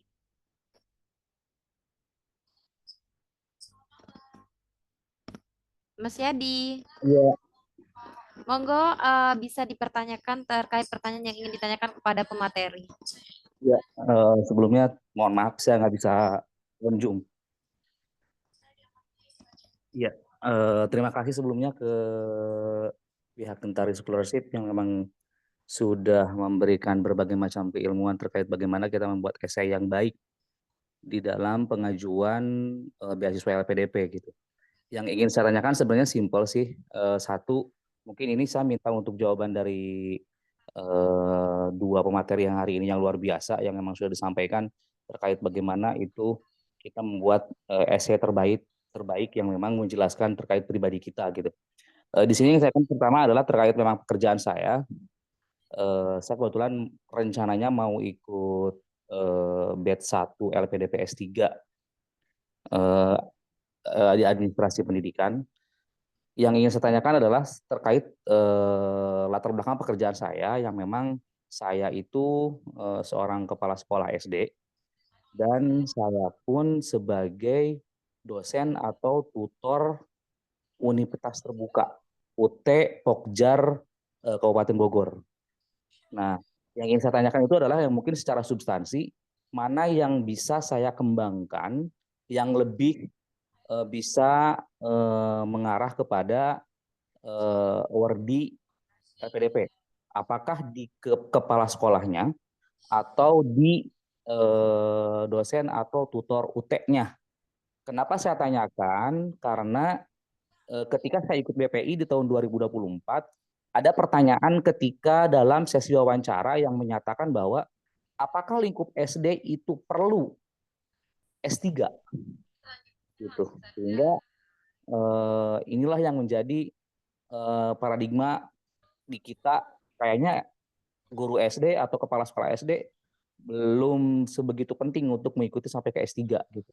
Artinya ingin saya tanyakan seperti itu, mana substansi yang memang bisa mengarah kepada bisa mendapat dari LPDP itu apakah ke bidang substansi pekerjaan kepala sekolah saya atau ke dosen atau tutor UT-nya gitu. Itu aja mungkin yang ingin saya tanyakan. Mohon bisa memberikan pencerahan lebih jauh terkait itu. Terima kasih dari saya. Selamat malam. Itu aja mungkin. Oke, gimana yang Mas Asep sama Mas Juve? Apakah mencantumkan yang kepala sekolahnya atau yang dosennya? Monggo, Mas Asep apa Mas Juve yang mau menjawab? Mungkin ini dulu kali ya, mau takut lupa Mbak Uma. Izin Mas Asep duluan. Nanti mungkin Boleh. menambahkan. Jadi untuk yang pertanyaan ini adalah kira-kira mana sih pekerjaan yang bisa dicantumkan? Yang pertama adalah satu, balik lagi ke isunya yang mau diangkat berangkat dari permasalahan yang mana. Itu dulu. Oke. Kalau berangkat dari permasalahan yang ada di dosen atau tutor, so itu yang perlu diulik lebih jauh, dielaborasi lebih jauh lagi. Terus menyampaikan juga sih, saya ingat banget ketika kemarin itu tuh penyambutan, bukan di PK, tapi di penyambutan saat yang lulus seleksi substansi di batch 2 kemarin, Bu Mona emang menyampaikan bahwa ada beberapa bidang-bidang yang memang perlu untuk S2 atau bahkan S3 dan ada juga yang tidak urgent banget untuk S3. So, kalau dari situ dikatakan di situ bahwa ya berarti kalau merujuk kata-kata itu ya bisa jadi Mas coba dicari tahu di dosen UT atau tutor ini yang di UT ini ada masalah apa di situ. Nah, itu yang Mas ulik lebih jauh. Boleh saya menambahkan? Boleh. Monggo. Boleh, monggo Mas. Begini, terkait memang kalau saya lihat dalam pekerjaan saya kedua-duanya itu korelasinya bernyambung ya. Karena saya pun di UT itu menjadi tutor atau dosen di prodi administrasi, prodi pendas, pendidikan dasar. Yang notabene itu pun korelasinya dengan saya yang memang selaku kepala sekolah SD. Yang ingin saya munculkan isunya itu adalah terkait bahwa di UT itu untuk dosen dan tutor itu rata-rata 90% itu belum menempuh pendidikan S3. Jadi rata-rata masih S2 dan itu pun rata-rata adalah pensiunan pengawas. Pensiunan pengawas yang notabene mereka tuh udah nggak aktif lagi sebagai ASN. Tetapi mereka jadikan sebagai freelance mereka di UT dengan mengajar anak-anak yang notabene nanti akan menjadi guru SD. Gitu. Jadi secara substansi saya pikir dalam konten materi dan hal keilmuan pun mohon maaf ya, di S3 itu khusus di Kabupaten Bogor itu baru ada 1. Dan dalam Dinas Pendidikan Kabupaten Bogor pun 3 itu baru ada 2 orang gitu. Yang di lingkup SD SMP. Nah, itu yang ingin saya sambungkan mungkin terkait pendidikan dasar yang memang notabene di dalam lingkup pendidikan saya sebagai kepala sekolah dan saya sebagai tutor yang melihat bahwa harus seperti apa nih guru-guru yang bisa kami ciptakan supaya mereka itu bisa menjadi seorang guru SD yang memiliki kompetensi luar biasa dalam proses pembelajaran di dalam kelas. Itu yang ingin saya munculkan sih mungkin. Oke. Bagaimana? Ya, berarti kan itu berangkat ini sudah bagus nih terkait dengan keterbutuhan SDM-nya memang itu yang pertama. Nah, yang perlu dipertajam lagi adalah kalau S3 ini kan lebih kepada kepakaran dan juga inovasinya. Nah, itu yang perlu ditonjolkan Mas. Tadi kalau Mas kan dari administrasi pendidikan dasar, berarti ya kalau nggak salah ya kan. Nah, kira-kira kepakaran Mas di bidang administrasi pendidikan dasar ini yang secara spesifik ini menyentuh yang mana? Itu yang perlu ditonjolkan dan akan melakukan inovasi apa di situ untuk tadi selain tadi menggait SDM yang memang unggul di samping mungkin teknologi pendidikannya mungkin atau cara pengajarannya mungkin. Nah, itu yang mungkin perlu dielaborasi lagi ketika nanti menuliskan esai karena S3 kan tentang kepakaran. Betul. Mungkin Mas Asep mau menambahkan? Boleh. Ya, overall sepakat sih dengan Mas Juve. Jadi kembali ke masalahnya. Dan kalau misalnya yang tadi itu Masnya kan mau lanjut S3 dan posisinya sekarang sudah jadi tutor gitu ya. kalau misalnya itu juga mendukung bagi kontribusi masnya dalam hal misalnya memberikan pengajaran yang lebih baik gitu kepada, berarti kan yang kuliah di UT itu nanti calon-calon guru juga ya Mas ya, maksudnya di prodi itu Iya betul. ya. Nah nanti Masnya kan ikut berkontribusi juga di situ, dan yang tadi sebagai kepala sekolah misalnya, bagi saya itu juga bagian dari kontribusi sebetulnya, tidak dapat apa namanya dielakkan juga. Tapi betul tadi kata Mas Juve, kalau di LPDP sendiri ada berbagai prioritas bidang di dalamnya. Jadi itu jadikanlah itu sebagai side beneficial gitu. Kayak gitu sih Mas. Oke. Iya. Boleh nanya tidak nggak sih, minta argumen lebih gitu, maksudnya mohon maaf nih. Kira-kira nih isu yang bisa dimunculkan terkait kepakaran itu sendiri yang bisa dimunculkan dengan background pekerjaan dan pendidikan saya, kira-kira di apa nih gitu? Ya, gapnya Mas. Iya, gapnya. Ya, jadi kalau misalnya untuk kepakaran S3 itu ya, kan kita terkenal dengan di S1 di S2 juga kan kita kenal dengan konsep novelty gitu ya, Iya kebaruan. betul. Untuk S3 sendiri kepakaran itu kalau misalnya kita menemukan sebuah gap ya, dalam hal ini dalam hal akademik gitu ya, kan nantinya S3 bikin disertasi kan. Betul. Disertasi juga kan nantinya akan berkontribusi terhadap perkembangan ilmu pengetahuan di Indonesia dalam bidang Betul. apa, dalam bidang masnya tadi. Jadi menurut saya sih masnya lebih mempertajam gapnya apa gitu. Dan itu nanti bisa disampaikan kepada tim reviewer atau di esai gitu, bahwa ada gap ini yang jelas, yang nyata, dan kalau misalnya saya lanjut studi S3 di bidang itu, gap itu tuh akan terisi seperti itu. Saya akan menjadi bagian dari orang-orang yang mengembangkan ilmu pengetahuan di bidang tersebut gitu. Jadi mempertajam lagi gapnya sih. Oke. Oke. Ya, terima kasih banyak. Ya. Oke, kalau Mas Yadi masih ada follow up question yang pengen diperdalam lagi, nanti bisa langsung hubungi Mas Asep sama Mas Juve DM mereka gitu ya, atau langsung Boleh, tanya boleh. ke admin Gentari di IG-nya Gentari ya Mas Yadi. Boleh. Terima kasih banyak. Oke, lanjut ke sesi kedua, 3 penanya lagi. Di sini sudah ada 3 penanya yang juga raise hand. Untuk mempersingkat waktu, langsung saja kepada Mas Osep Saipudin. Waktu dan tempat saya persilakan. Oke.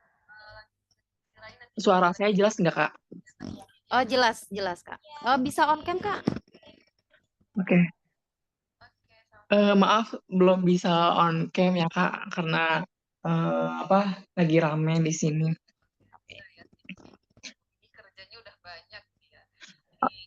Oke, mau bertanya, Kak. Jadi itu esai di kontribusi aku itu kan terkait ini ya, media pembelajaran itu apa yang sudah aku lakukan ketika aku menempuh S1. Jadi kontribusinya itu akan seperti itu. Akan tetapi setelah saya research tuh maksudnya itu untuk data yang akan dituangkan ke esai itu ternyata aku tuh nggak nemu. Jadi aku tuh nulis di sana, nulis kontribusi itu tuh berdasarkan di lapangan dan berdasarkan apa yang aku temukan di lingkungan sekitar aku. Apakah itu boleh atau nggak boleh, apa emang harus ada data berdasarkan kayak BPS atau seperti apa? Terus pertanyaan kedua, jadi sebenarnya aku tuh fresh graduate, lulusan 2023 September. Aku itu masih fresh graduate apa enggak, tapi jurusan aku kan pendidikan, tapi pengalaman kerja aku tuh lebih ke switch karir gitu, Kak, lebih ke social media spesialis gitu. Itu masih boleh nggak sih untuk pengalaman kerja itu dimasukin ke CV yang ada di LPDP apa nggak usah kayak gitu? Mungkin itu pertanyaan dari saya. Terima kasih. Oke, dari Mas Asep ataupun Mas Juve, siapa yang mau jawab terlebih dahulu? Oh, ini mesti dijawab satu-satu ya, Mbak ya? Ya. Mungkin ini ya Mas Asep jawab pertanyaan pertama, Mas Juve pertanyaan kedua. Oke. Tadi yang pertama itu kan datanya ya? Ya, Jadi, data dari media pembelajaran itu. Oke. Kalau ini agak tricky sih. karena memang sebisa mungkin itu harus ada data sih. Karena data itu kan banyak ya, tidak harus sesuatu yang dipublikasikan misalnya oleh lembaga statistik gitu atau lembaga riset kayak gitu. Tapi bisa juga yang ada ramai-ramai di media sosial misalnya, itu juga bisa jadi data kayak gitu Mas. Atau data itu kan kalau nanti belajar lebih lanjut tentang hakikat data gitu ya, sesimpel ramainya komen atau hashtag di media sosial itu adalah data juga kayak gitu. Nah, jadi kalau misalnya Masnya ada tadi temuan di lapangan, coba dilihat lebih jauh, ada nggak orang-orang yang mengangkat ini sebagai masalah juga gitu. Karena takut ini kekhawatiran saya aja sih. Takutnya yang dianggap masalah oleh Mas itu bukan masalah gitu, atau masalahnya itu tidak terlalu signifikan, bukan masalah-masalah yang bersifat apa ya, bersifat urgensi untuk pembangunan Indonesia misalnya kayak gitu. Oke, Kayak gitu sih. untuk hal ini saya ngasih penjelasan pengalaman saya ya Kak. Oke. Kemarin saya itu terkait data di bidang pendidikan, saya juga mencantumkan hasil riset yang saya lakukan di lingkungan sekolah yang waktu saya ngajar Kak. Jadi itu based on datanya itu bukan data yang dipublikasi, tapi emang saya melakukan pretest dan post-test. Dan itu fine-fine aja dari pihak LPDP. Nah, gitu. Mungkin langsung ya untuk jawab pertanyaan kedua dari Mas Juve terkait CV yang ini relevansi pekerjaan. Sosial media spesialis ya, Ya. boleh dicantumkan setelah apa kan karena di situ kan juga ada skill yang terasah ya, Kak. Jadi nggak apa-apa sih, nanti bisa dijelaskan relevansinya apa di skill tadi.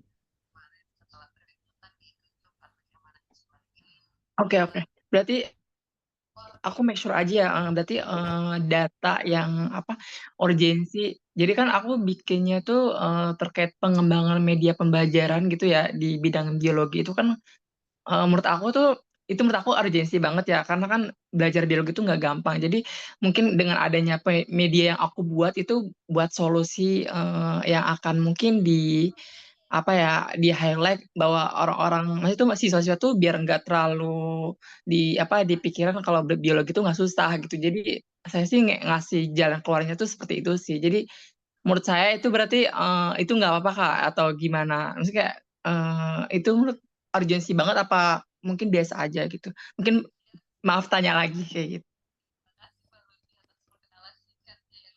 Bagaimana Mas Asep?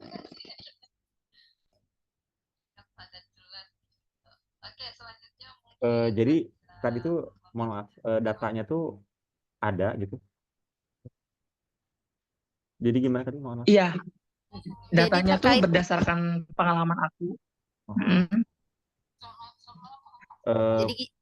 Jadi gini Mas Nah, itu Asep, tuh media pembelajarannya itu kalau dimasukkan itu masih penting apa enggak gitu, dirasa urgen apa enggak gitu untuk dicantumkan di esai gitu. Oke. Kalau untuk menilai urgen atau enggaknya itu saran saya sih bisa berkonsultasi dengan yang di bidangnya gitu ya. Karena saya juga merasa nggak punya kapasitas itu urgen nggak ya gitu. Saya nggak tahu gitu. Kalau misalnya urgen ya dimasukkan saja. Dengan tadi ya, tadi kan Mbak Umah juga menyampaikan bahwa sudah melakukan apa riset pribadi kayak gitu. Itu bisa dicantumkan untuk lebih mengangkat urgensi.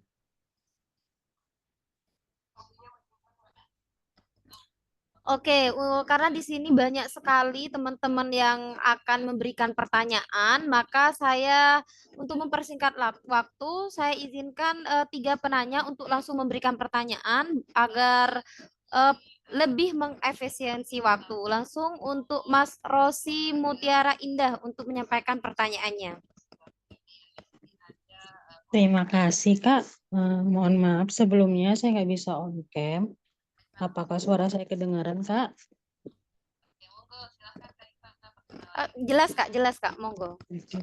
Baik, saya ingin bertanya kepada Kak Juve. Tadi mengenai kekurangan diri. Tadi kan disebutkan kekurangan diri yang manusiawi. Pertanyaan saya, apakah ada kekurangan diri yang tidak manusiawi? Terus bagaimana cara melihat kekurangan yang manusiawi dapat ditoleransi dan bisa bernilai menjadi kelebihan diri kita. Terima kasih, Kak. Oke. Kekurangan yang manusiawi. Sudah saya catat. Selanjutnya untuk Mas Sandra Amalia Dewanto, bisa disampaikan pertanyaannya. Ya, terima kasih Kak. Jadi pertanyaan saya, kan saya ini daftar jalur daerah afirmasi. Nah, jadi KTP saya pakai KTP saya di Batam, tapi saat ini status saya pegawai negeri sipil di Kabupaten Karimun. Keduanya tuh masih masuk daerah afirmasi di satu provinsi gitu kan. Nah, pertanyaan saya di esai saya sebaiknya saya mengangkat masalah atau isu tuh dari Batam atau dari Karimunnya seperti itu. Terima kasih. Oke, terkait tempat isu yang akan diangkat, Kak. Betul. Oke. Oke, selanjutnya untuk Mas Irwan, bisa disampaikan pertanyaannya Mas Irwan. Iya baik, Assalamualaikum warahmatullahi wabarakatuh. Ke pertanyaan saya ke Mas Asep terkait dengan pengisian esai, saya terkendala terkait dengan pemilihan kampusnya Kak. Ini kan saya rencana jalur non LOE dan ada di kampus yang rencana saya usulkan. Namun untuk yang menjadi prioritas saya, kebetulan kampus ini itu secara rankingnya itu jauh di bawah dua yang lain.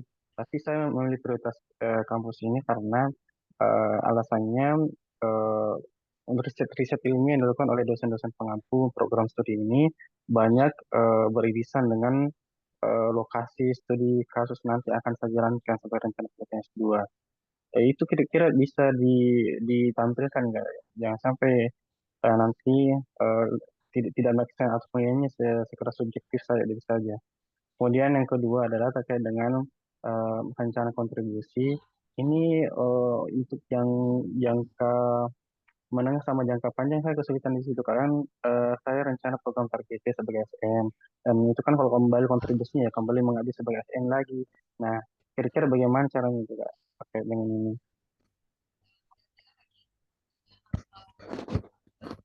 Mas Juve, apakah tadi sudah clear pertanyaan dari Mas Irwan?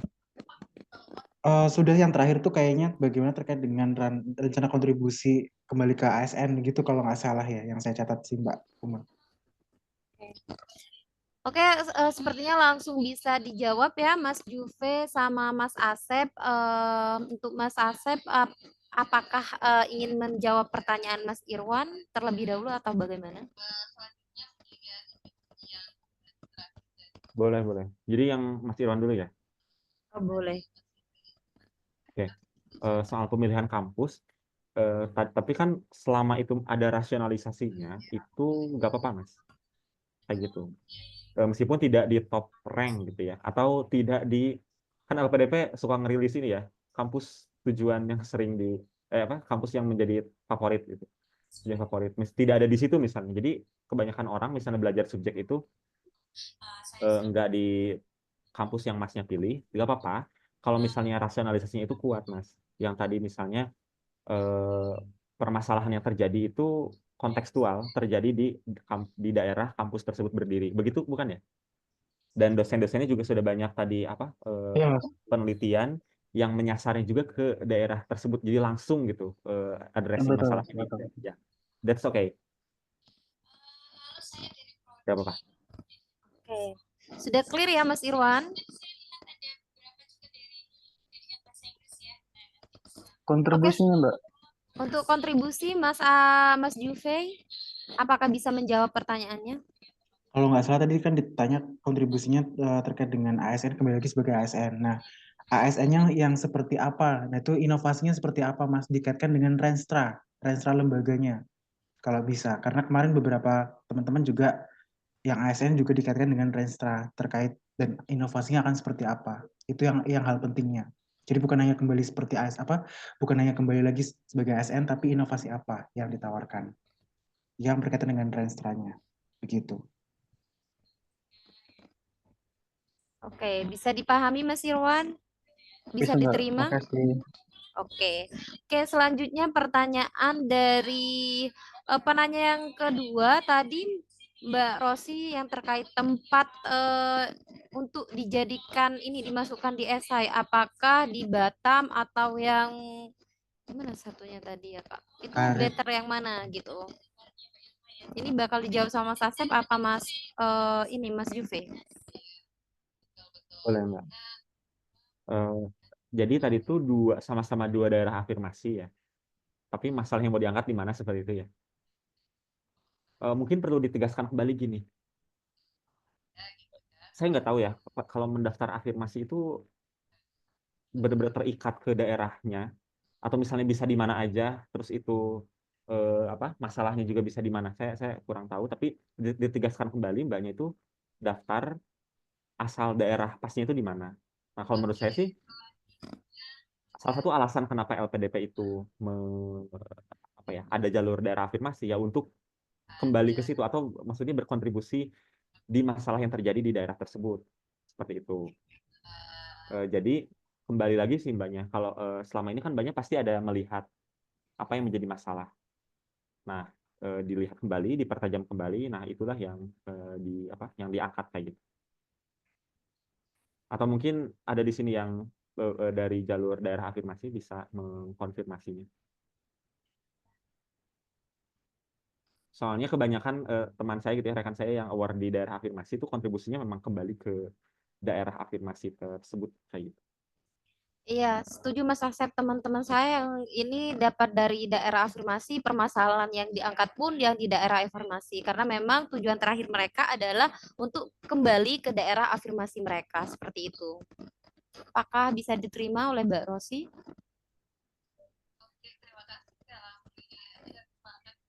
Baik Kak, terima kasih atas jawabannya.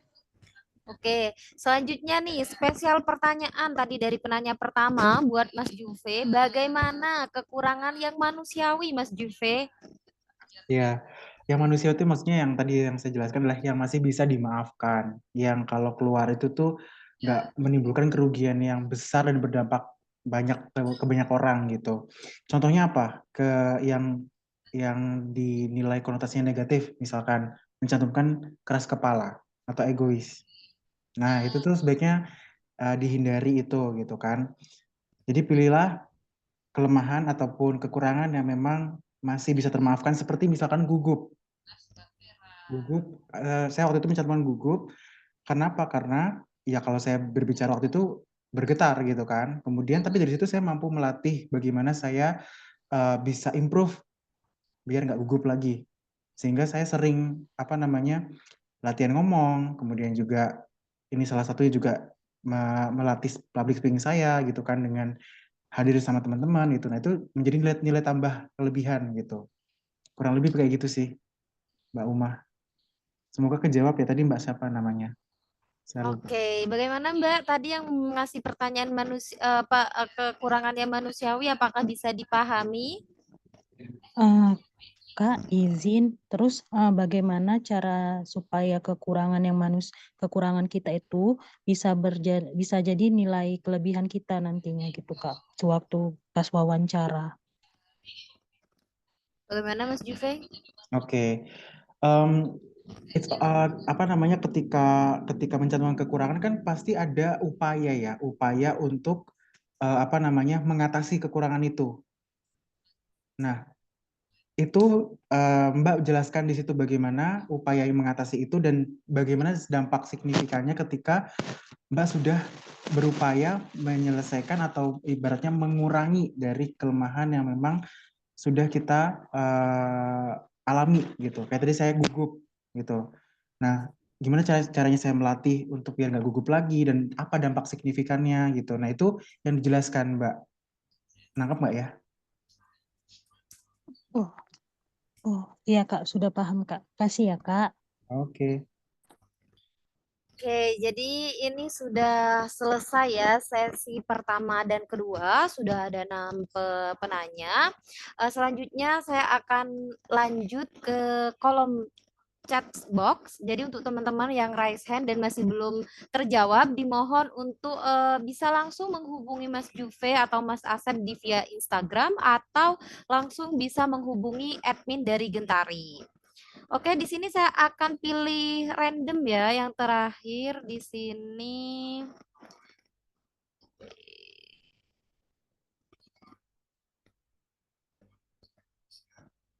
Izin dari Mbak.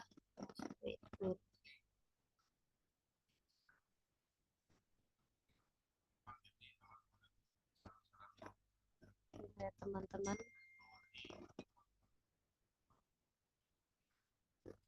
Izin bertanya, Kak. Untuk yang belum memiliki LOA, apakah harus dicantumkan semua alasan pemilihan kampus secara details atau cukup satu kampus saja yang menjadi pilihan pertama? Terima kasih. Monggo Mas Juve atau Mas Asep yang mau menjawab.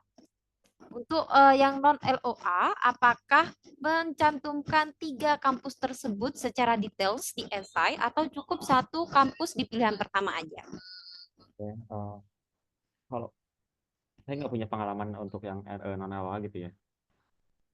Tapi beberapa melihat esai-esai menti yang non-LOA itu tetap mencantumkan, tapi tidak terlalu dibahas dengan apa ya, dengan detail gitu. Jadi yang pertama itu yang paling dibahasnya. Jadi lebih lengkap data-datanya, kemudian apa yang lainnya ya kayak gitu sih. Jangan sampai juga yang kedua ketiga itu sebagai formalitas juga, jangan ya. Saya boleh menambahkan ya Mas Juve sama Mas Asep karena saya jalur non-LOE. Oh iya, gimana? Oke. Kalau dari pengalaman saya di esai saya cantumkan satu kampus aja, itu saya jelaskan details banget. Tapi untuk substansi saya sudah memiliki jawaban yang komplit untuk pemilihan kampus kedua dan ketiga. Karena memang ketika substansi itu ditanyakan kenapa memilih kampus kedua dan juga ketiga. Nah, kenapa saya lebih prefer di pilihan pertama itu untuk menekankan kepada kampus pertama, itu untuk lebih meyakinkan kepada si interviewer terkait kenapa kita butuh banget nih S2 gitu. Nah, untuk pilihan kedua dan ketiga, tapi saya juga research sehingga ketika ditanya oleh si interviewer, saya memiliki jawaban yang pasti terkait pilihan tersebut. Jadi nggak hanya asbun gitu, asal pilih aja nih, ya udah pilih yang nomor 2 ini, yang pilih yang nomor 3 ini. Enggak, tapi harus ada based on research kenapa kita memilih kampus tersebut. Begitu. Ya, mantap. Oke, terima kasih teman-teman semua karena kita di sini juga memiliki keterbatasan waktu. Jadi untuk teman-teman yang masih memiliki banyak pertanyaan nih di kepala, bisa nanti langsung hubungi admin Gentari maupun langsung bertanya kepada Mas Juve maupun dari Mas Asep itu sendiri ya teman-teman. Dan jangan lupa silahkan teman-teman follow yang masih belum follow IG-nya Gentari, di follow IG-nya Gentari ya @Gentari Scholarship. Langsung saja untuk acara yang selanjutnya adalah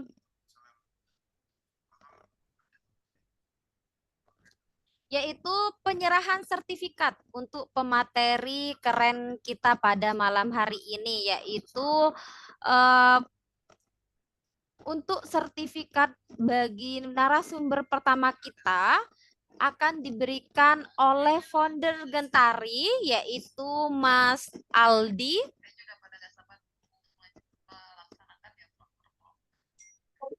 Suara saya terdengar jelas nggak? Oke, terdengar Mas. Baik. Wah, luar biasa sekali ya paparan apa disampaikan serta karakter yang telah Kak Juta bangun ya selama perjalanan sebagai pejuang beasiswa PDP. Cerita-cerita dan pengalaman yang Kak Juta bagikan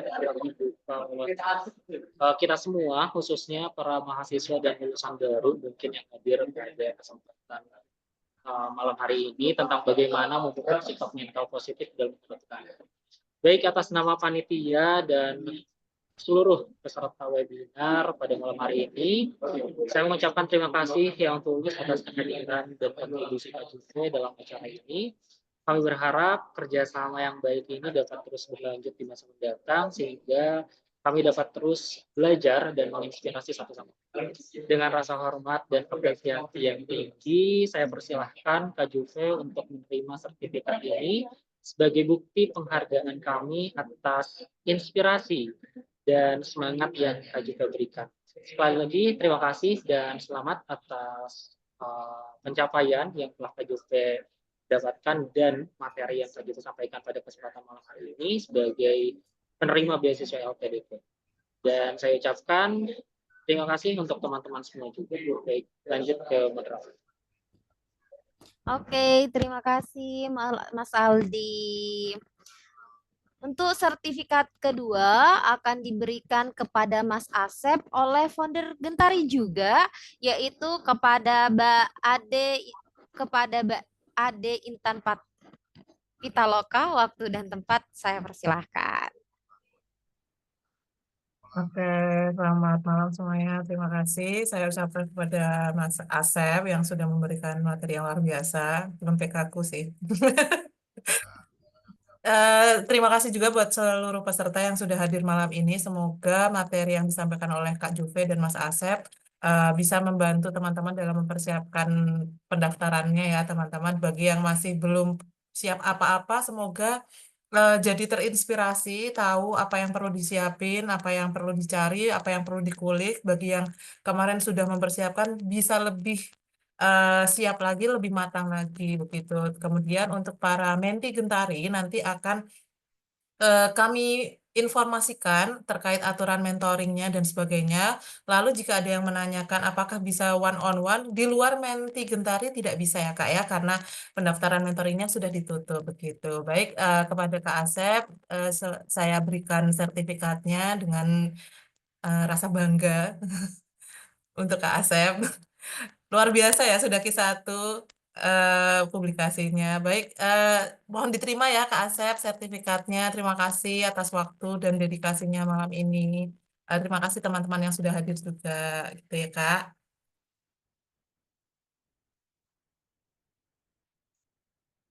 Monggo Mbak Uma, saya kembalikan. Oke, terima kasih Mbak Ade. Wah, sangat keren ya teman-teman. Terima kasih sudah kepada Mas Asep dan juga Mas Juve materi kerennya. Semoga apa yang disampaikan Mas Juve dan juga Mas Asep pada malam hari ini menjadi ilmu yang bermanfaat bagi teman-teman semua dan bisa dijadikan sebagai tombak untuk untuk lolos di beasiswa LPDP di batch 1 2025 ini. Saya Hoirul Uma, mohon maaf jika ada salah tutur kata selama kegiatan ini. Demikian yang dapat kami sampaikan. Kami dari Gentari juga mengucapkan banyak terima kasih kepada teman-teman untuk segala partisipasinya. Demikian akhirul kalam. Wassalamualaikum warahmatullahi wabarakatuh.